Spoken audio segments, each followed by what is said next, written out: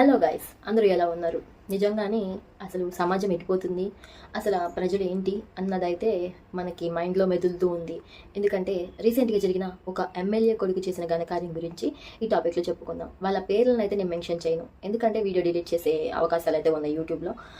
Video delete కాకముందే మీరు చూస్తున్నారు అనుకుంటున్నాను. ఖచ్చితంగా ఈ వీడియో కనుక మీరు ఫస్ట్ టైం చూస్తున్నట్లయితే ఒక చిన్న లైక్ చేసి సబ్స్క్రైబ్ చేసుకోండి. ఇంకా ఆ అబ్బాయి ఏం చేశాడంటే, ఒక మైనర్ బాలిక పైన పలుమార్లు అత్యాచారం చేసి వాటిని బయటికి రానివ్వకుండా కప్పిపుచ్చుకున్నాడు. అయితే ఇప్పుడు ఆ అమ్మాయి ఏం చేసింది, వాళ్ళ పేరెంట్స్ని తీసుకుని పోలీస్ స్టేషన్లోకి వెళ్ళి కేసు పెట్టింది. కేసు పెట్టిన వెంటనే పోలీసులు రియాక్ట్ అయిపోయి తన్ని జైల్లో పెట్టారా అంటే లేదు. ఎందుకంటే అక్కడ ఉంది ఎవరు, ఒక పాలిటిక్స్ కొడుకు.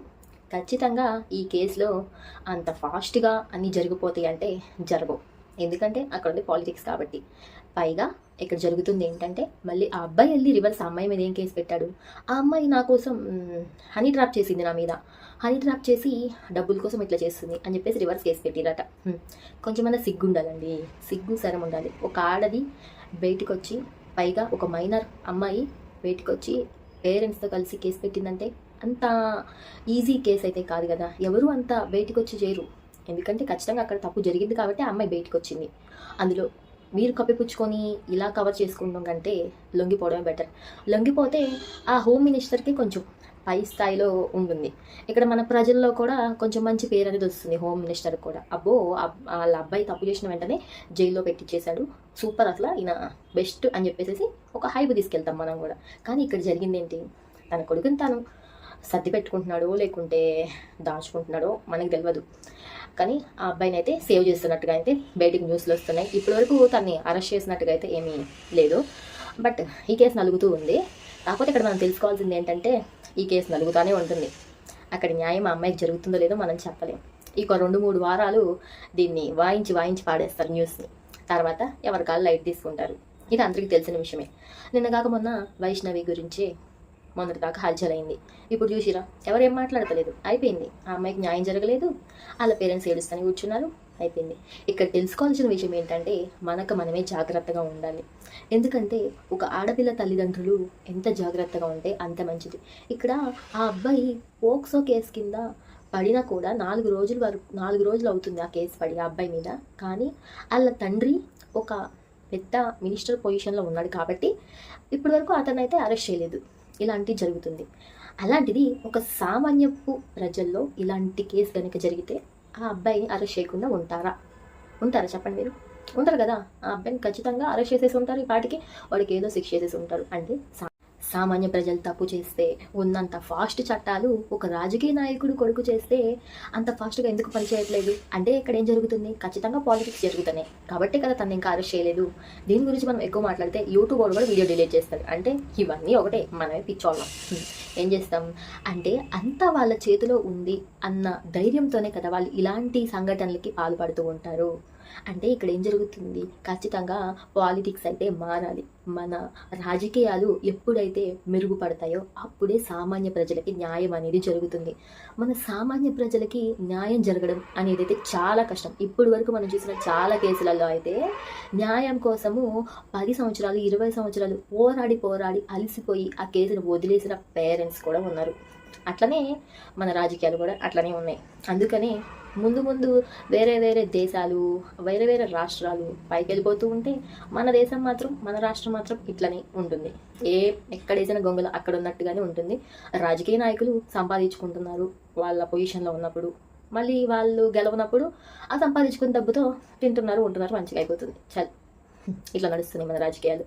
అంటే రాజకీయాల్లో ఉన్నన్ని రోజులు సంపాదించుకుని కూడబెట్టుకున్న డబ్బుని వాళ్ళు ఓడిపోయిన తర్వాత అయిపోతుంది. ఇంకా ఇట్లా జరుగుతుంది. ఇంత స్వార్థ బుద్ధితో మనుషులు ఉన్నప్పుడు మనం ఏం చేస్తాం? మనం కూడా ఏం చేయలేం కదా.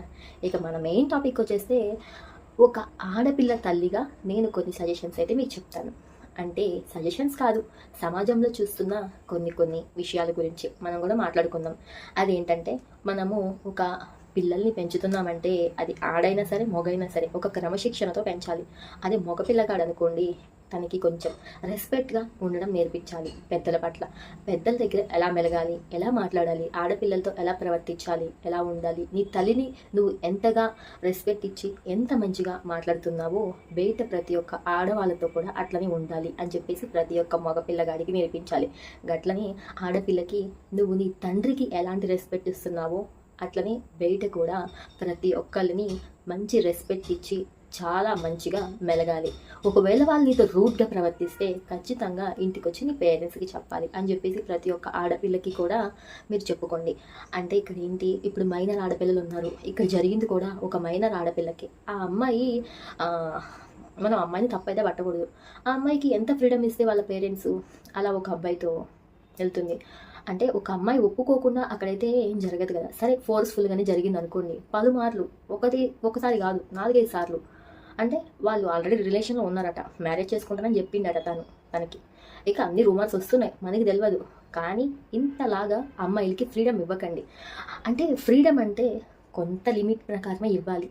మరీ బరి తెగిచ్చేసినట్టుగా లిమిట్స్లో దాటినంతగా అయితే మనం ఫ్రీడమ్ ఇవ్వకూడదు పిల్లలకి. ఎందుకంటే మన చెయ్యి జారిపోతారు పిల్లలు ఫ్రీడమ్ ఇస్తే. మనము కొంచెం కట్టుబాట్లుగానే పెంచడం బెటర్. ఎందుకంటే మనకి పూర్వకాలం, మన చిన్నప్పుడు కాలం చూసుకుంటే ఎంతలాగా అమాయకంగా ఉండేవాళ్ళం మనం, చెప్పండి. మనము స్కూల్ నుంచి ఇంటికి వచ్చామా, ఆడుకున్నామా, మన ఫ్రెండ్స్ ఇంటికి వెళ్ళినామా, తిన్నామా, పడుకున్నామా, మంచిగా ఆడుకున్నామా, అంతే, అట్లనే ఉండేది. కానీ ఇప్పుడు అలా లేదు. జస్ట్ 10th క్లాస్ పిల్లలకు కూడా లవ్ ఎఫెక్ట్స్ అని చెప్పేసి వస్తున్నాయి. 10th క్లాస్ పిల్లలకి ఏం తెలుసు చెప్పండి? మనం 10thలో ఉన్నప్పుడు అవన్నీ తెలుసా? అసలు తెలియదు. ఇప్పుడు 8th 7th పిల్లలకు కూడా లవ్ అంటే ఏంటో తెలిసిపోయింది. అలాంటి పొజిషన్లో మనం ఉన్నాం కాబట్టి పిల్లల్ని జాగ్రత్తగా చూసుకోండి. ఒకవేళ మీ పిల్లలకి ఫోన్లు ఇచ్చుంటే, ఒకవేళ ఇచ్చుంటే కాదు, ఖచ్చితంగా మీ పిల్లలకి ఇప్పుడు 7th 6th క్లాస్ పిల్లల దగ్గర ఫోన్లు ఉంటున్నాయంటే చూసుకోండి. ఫోన్లు ఇవ్వడం తప్పు కాదు. ఆ ఫోన్లో వాళ్ళు ఏం చేస్తున్నారు అన్నది మీరు ఒక్కటి కాదు 1000 కళ్ళు వేసుకొని చూడండి. అప్పుడు మీ పిల్లలు ఏం చేస్తారో మీకు తెలుస్తుంది. ఫోన్లలో ఏమైనా తప్పుగా చూస్తున్నారా ఏంటి అని చెప్పేసి అన్నీ చూడండి. ఇప్పుడు ఇన్స్టాలో మీరు చెత్త రీల్స్ చూస్తుంటే అక్కడ గ్యాలరీలో ఆ చెత్త రీల్సే వస్తాయి. మంచి రీల్స్ చూస్తుంటే మంచి రీల్సే వస్తాయి. ఫుడ్ రీల్స్ చూస్తుంటే ఫుడ్ రీల్సే వస్తాయి. అట్లనే మీ పిల్లలు ఇన్స్టాలోకి వెళ్ళి ఏ వీడియోస్ చూస్తున్నారో చూడండి. ఇన్స్టాలో సోషల్ మీడియా వాళ్ళు చేసే చెత్త కాంటెంట్ ఉంది, దానికి నేను సమర్థించను. ఎందుకంటే వాళ్ళ చెత్త పనుల కోసం వాళ్ళు చెత్త కంటెంట్ చేస్తూ ఉంటారు. అలాంటి చెత్త కంటెంట్ని మీ పిల్లల మైండ్లోకి రానివ్వకుండా చూసుకోండి.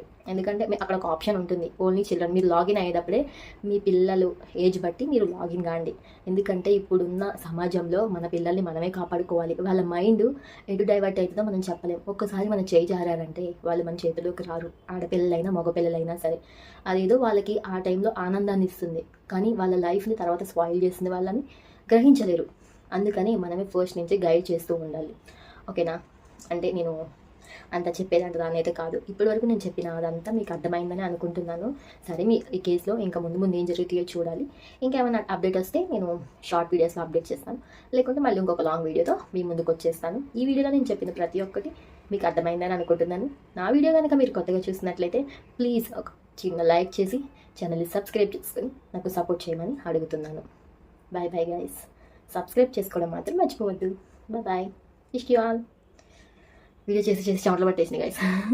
ఫ్యాన్ లేకుండా చేసిన.